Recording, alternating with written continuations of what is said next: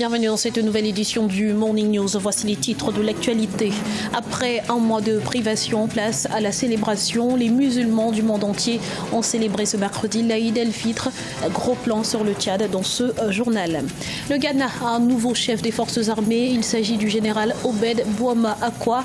Une nomination stratégique à l'approche d'élections générales qui s'annonce décisive. Et puis au Gabon, le pacte social proposé par le président Ali Bongo Ondimba se concrétise. Des dizaines de jeunes au parcours atypique ont lancé des activités génératrices de revenus. Mais avant de développer ces titres, les activités tournées au ralenti ce mercredi au Zimbabwe. Un appel à la grève générale a été lancé par la société civile, signe supplémentaire du climat de défiance qui règne dans le pays ces derniers jours contre le président Robert Mugabe. Il faut dire que le pays est en proie à une sévère crise économique, si bien que seuls les membres des forces de sécurité ont été payés au mois de juin 2016. Les contestataires dénoncent la mauvaise gestion des finances publiques. Au Tchad, comme dans la majorité des pays musulmans, l'Aïd el-Fitr, marquant la fin du mois de Ramadan, a été célébré ce mercredi. La paix était au centre des préoccupations et donc naturellement des vœux à l'heure où le terrorisme gagne du terrain sur le continent. Reportage de Mahamé Ramadan, correspondant au Tchad. Les musulmans tchadiens ont fêté ce mercredi 6 juin l'Aïd el-Fitr. Une occasion pour eux de prier pour la paix et l'éradication du terrorisme en Afrique et dans le monde. Les autorités présentes au grand rendez-vous de la prière qui marque la fin du mois saint de Ramadan émettent le vœu de voir le pays être épris de paix et de développement. L'éducation spirituelle à l'éducation nationale. L'amour de la patrie appelle tout le monde à veiller à la paix et à la stabilité qui sont un don de Dieu pour ce peuple. Ce qui se passe dans le monde, notamment dans le monde islamique, la violence, l'intégrisme et le terrorisme, qui sont des manifestations d'une dégradation morale et qui sont aux antipodes de la religion musulmane. Et donc, nous espérons que par l'éducation, que notre jeunesse ne tombe pas dans ces travers qui n'est pas digne de la religion. La fête de l'Aïd el-Fitr au Tchad est marquée particulièrement par un appel incessant à la paix et la lutte contre le terrorisme. Le ministre de la Sécurité publique et de l'immigration, Mama Ahmad Bachir, invite les Tchadiens à la vigilance. Comme vous le savez, nous sommes, disons, entourés par des terroristes. Partout où ils sont, et nous ne pouvons que prier. Et chaque Tchadien doit aussi prier pour que la sécurité règne dans notre pays.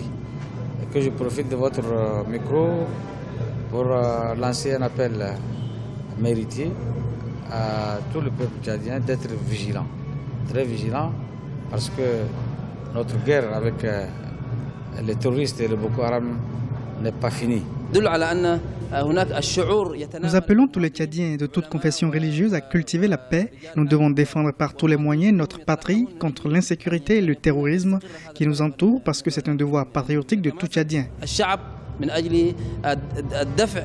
Comme nous l'avons démontré à la face du monde, nous ne laisserons aucun groupe d'individus mettre à mal notre quiétude nationale. Après la grande mosquée où les fidèles musulmans tchadiens ont accompli leurs devoirs religieux, les autorités ont présenté leurs vœux au président de la République et au peuple tchadien. L'Inde veut renforcer ses liens avec le continent africain. C'est dans cette dynamique que s'inscrit la tournée de son Premier ministre Narendra Modi qui débute ce jeudi. Une journée dans 4 pays africains, le Mozambique, la Tanzanie, le Kenya et l'Afrique du Sud, et dont l'objectif est de rattraper le retard sur la Chine, notamment l'Inde qui mise pour cela sur le secteur de l'énergie et sur l'émergence d'entrepreneurs privés. Du nouveau à la tête des forces armées ghanéennes, le général Obed Bouama Akwa a été nommé chef d'état-major, un poste important et lourd de responsabilité à l'échelle nationale et continentale. Deogracias Podo. Les forces armées ghanéennes ont un nouveau patron. Le général Obed Bouama Akwa a été nommé vendredi 1er juillet 2016 au poste de chef d'état-major. Avant sa nomination, il assurait la direction du Centre international d'instruction de maintien de la paix, Kofi Annan, basé à Accra, la capitale. Depuis 2003, le général avait pour responsabilité la formation et la recherche dans toutes les composantes des opérations de maintien de la paix en Afrique et plus particulièrement dans l'espace CEDEAO. Nous sommes investis de la plus prestigieuse des responsabilités. Nous voulons vous rassurer de notre courage et de notre détermination à accomplir toutes les missions qui nous seront assignées. Nous ferons de notre mieux pour protéger cette nation avec une volonté totale.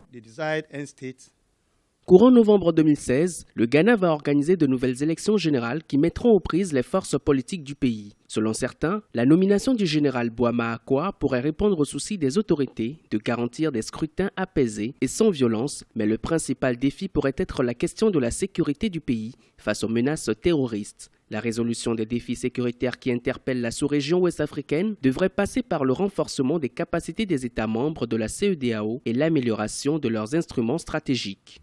Nous avons beaucoup investi pour que notre armée soit une armée de qualité et dotée de l'essentiel des moyens pour protéger la population. Et comme vous pouvez aussi le remarquer, nous avons doté chaque région de ce pays des forces de protection.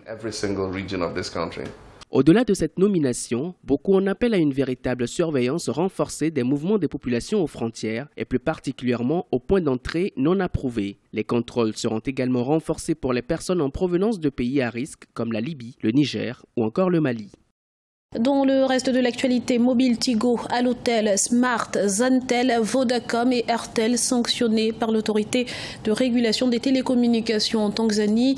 Il leur est reproché la violation des mesures relatives à l'identification des abonnés télécom.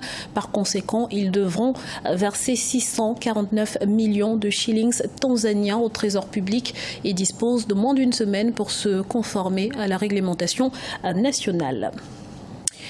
Soutenir les plus vulnérables à travers la mise en place des structures génératrices de revenus, c'est l'objectif des associations signataires du pacte social prôné par le président Ali Bongo Ondimba au moment où le taux de chômage avoisine les 40% au Gabon. Voyez ce reportage de notre correspondant à Libreville, Douglas Totoma. Faire de l'égalité des chances une réalité et non un simple slogan, c'est l'objectif visé par Tendance Avenir et la Convention nationale des jeunes patriotes, des associations qui visent à rendre concret le pacte social proposé par Ali Bongo Ondimba. Cette matérialisation se traduit par des parcours atypiques de ces jeunes entrepreneurs.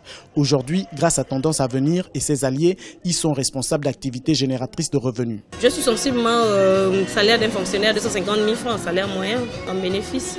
Je suis une femme autonome et dépendante grâce à Tendance Avenir. Je suis satisfaite parce que Tendance Avenir a fait pour moi. Comme là, en ce moment, je travaille, j'ai un salaire, j'arrive à m'occuper de moi-même et de mon fils. Pour Christian Doué, assureur de formation, la reconversion dans la restauration s'est imposée. Don Bikoma Bobi, un des plus jeunes entrepreneurs du Gabon, a démarré avec 35 000 francs CFA. Un an plus tard, il est en phase d'achever la construction de sa maison. Je n'avais jamais pensé que je pourrais vivre de la cuisine, mais aujourd'hui, c'est le cas. Parce que je n'évolue plus dans un autre secteur d'activité, seulement dans la restauration. Si l'entrepreneuriat national peine encore à se développer faute d'initiatives des jeunes Gabonais, il n'en demeure pas moins que l'initiative de Tendance Avenir et ses alliés concourent au changement de mentalité. Demander aux acteurs politiques, économiques, à la société civile d'être l'acteur principal du changement de mentalité. Car tout part du haut vers le bas. Le taux de chômage est de 35,7% chez les jeunes de 15 à 24 ans et 26% chez les actifs de 25 à 34 ans. Selon les spécialistes, l'entrepreneuriat se présente comme la meilleure alternative pour lutter contre le chômage au Gabon. Depuis leur création, ces deux associations ont permis à plus d'une cinquantaine de personnes de sortir du chômage et la précarité. Ce journal a été réalisé par l'ensemble de la rédaction. Merci de l'avoir suivi. Dans un instant, une nouvelle édition de l'Information sur Africa 24.